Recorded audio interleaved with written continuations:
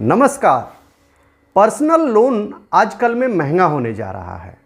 Fridge, TV, washing machine जैसी चीज़ों के लिए लोन लेना भी जेब पर बहुत भारी पड़ेगा। बैंक इस तरह के लोन पर अपना इंटरेस्ट रेट बढ़ाने जा रहे हैं। अब उन लोगों को खास तौर से ज़्यादा इंटरेस्ट देना पड़ सकता है जिनका क्रेडिट स्कोर 750 से कम होगा। और सिर्फ पर्सनल लोन ही नहीं, क्रेडिट कार्ड का इंटरेस्ट भी अब महंगा होगा। आज बात इसी पर। मेरा नाम रमेश तिवारी है। पैसा ही पैसा वायरल चैनल पर आपका स्वागत है। असल में पर्सनल लोन और क्रेडिट कार्ड के लोन को अनसिक्योर्ड लोन कहा जाता है, यानी सिक्योर नहीं है। फिर बैंक इसे फिर भी देने में डर नहीं रहे हैं क्योंकि इसमें ज़बरदस्त मुनाफा है। आपकी जानकारी के लिए बता दें कि पर्सनल लोन पर इस वक्त लोग 10% से 25% के बीच इंटरेस्ट दे रहे हैं, जबकि क्रेडिट कार्ड पे 36% से लेकर 45% के बीच ब्याज वसूला जा रहा है। पहले से ही ये लोन इतने महंगे हैं और अब कह रहे हैं कि ये अभी और महंगा होगा। आखिर इसकी नौबत क्यों आई? असल में रिजर्व बैंक को ये लगा कि इस तरह के लोन में रिस्क हाल के दिनों में बढ़ा है और इस तरह के लोन पर तब रिजर्व बैंक ने रिस्क वेटेज बढ़ा दिया है। रिस्क वेटेज का मतलब यह है कि बैंक जितना भी पर्सनल लोन देगा, क्रेडिट कार्ड लोन देगा, उसके लिए अलग से पूंजी रखनी पड़ेगी, यानी उसका कॉस्ट बढ़ेगा और लोन देना बैंकों को महंगा पड़ेगा। तो बैंक अपनी जेब से खर्च नहीं करेंगे, उनका जेब खर्च जो बढ़ेगा वो ग्राहकों से ही वसूल करेंगे। अब सवाल है कि रिजर्व बैंक ने यह कदम उठाया आखिर क्यों? इस तरह के लोन बड़ी तेजी से बढ़ते जा रहे थे। 25 से 30% तक की ग्रोथ रेट थी और बाजार में बड़ी बड़ी कंपनियां इन दिनों लोन लेने से हिचक रही हैं, जबकि वो लोन को अच्छी तरह से पे कर सकती हैं। इसके मुकाबले आम आदमी ज़्यादा लोन ले रहा है। वो आज खर्च करने में ज़्यादा यकीन रख रहा है, भले ही इसके लिए कर्ज लेना पड़े। आपको कुछ भी खरीदना है, जेब में पैसा होने की ज़रूरत नहीं है। जिस भी शॉपिंग ऐप पर चले जाएं, बाय नाउ पे लेटर का ऑप्शन खुला हुआ है, यानी सामान अभी खरीद लीजिए और पैसा बाद में चुकाइए। आजकल ऐप पर ढेरों लोन मिला करते हैं, लोग उनसे कर्ज लेने में भी हिचक नहीं रहे हैं। और कोरोना आने के बाद इस ट्रेंड ने थोड़ा जोर पकड़ा है। बैंक भी देखा देखी ऐप पर ही लोन देने में जुट गए हैं और बैंकों ने जो इस वक्त लोन दे रखा है उसमें हर 1 रुपए में 30 पैसा पर्सनल लोन के नाम है। 1/3 पर्सनल लोन। क्रेडिट कार्ड का लोन 2 लाख करोड़ रुपए से ज्यादा हो चुका है। एक एक कस्टमर कई कई लोन ले रहे हैं।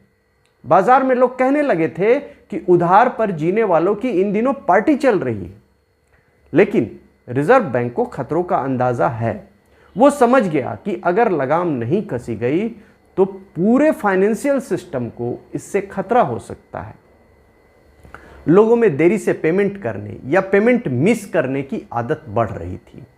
क्रेडिट कार्ड पर डिफॉल्ट की रकम 4000 करोड़ रुपए से ज़्यादा होने की रिपोर्ट आ चुकी थी। तो पहले तो बैंकों को इस बारे में खूब प्यार से समझाया गया, लेकिन लगता है कि वो समझने के लिए तैयार नहीं थे।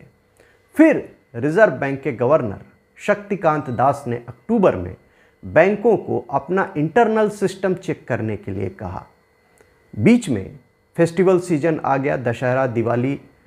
तो रिजर्व बैंक नहीं चाहता था कि फेस्टिवल की ये पार्टी में खलल पड़े और जैसे ही त्योहारों का सीजन खत्म हुआ, पर्सनल लोन और क्रेडिट कार्ड महंगा करने का इंतज़ाम कर दिया गया।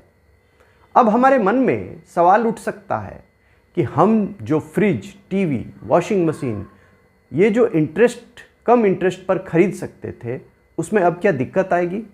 तो रिपोर्ट्स बता रही हैं कि बड़ी बड़ी कंपनियां जैसे बजाज फाइनेंस है, टाटा कैपिटल है, इन पर तो ज़्यादा फर्क नहीं पड़ेगा, लेकिन छोटी कंपनियों से जो लोन मिलता है वो मिलना थोड़ा मुश्किल हो जाएगा। पर्सनल लोन वैसे कई बार ज़रूरी हो जाते हैं। किसी को मेडिकल इमरजेंसी हो सकती है, किसी के घर में शादी ब्याह का समय हो सकता है। तो पर्सनल लोन का जो लेन देन है वो हमारी अर्थव्यवस्था को भी तेज़ी से आगे बढ़ाता है, क्योंकि इससे खपत बढ़ती है, लोग कंज्यूम ज़्यादा करते हैं। तो अब इसमें जब लगाम कसी गई है तो क्या हमारी इकोनॉमी, हमारे धंधे पर सीधे सीधे कहें तो क्या बुरा असर होगा? मेरे हिसाब से ऐसा लगता नहीं है। असल में रिस्क वेटेज बढ़ाने का मकसद ही यही है कि हमारी इकोनॉमी किसी खतरे से बच जाए। दूसरी बात यह है कि छोटा लोन देने के मार्केट में कंपटीशन बहुत ज़्यादा है। आप खुद ही देखते होंगे कि आपके मोबाइल फ़ोन पर पर्सनल लोन देने के लगातार कॉल आते होंगी।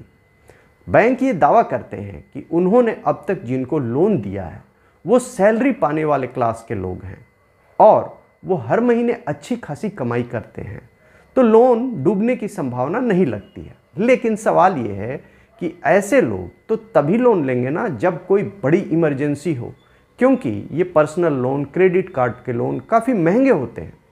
तो कई लोग अनुमान लगा रहे हैं कि हाल के समय में पर्सनल लोन लेकर पैसा स्टॉक मार्केट में लगाया जा रहा है। आपको बता दें कि रिजर्व बैंक के ताज़ा फैसले का असर ना तो होम लोन पर पड़ेगा, ना तो गाड़ी के लिए जाने वाले लोन पर पड़ेगा और ना ही एजुकेशन या गोल्ड लोन पर पड़ेगा। इस तरह की ज़रूरी जानकारियों के लिए मेरा चैनल लाइक, सब्सक्राइब और शेयर करें। शुक्रिया।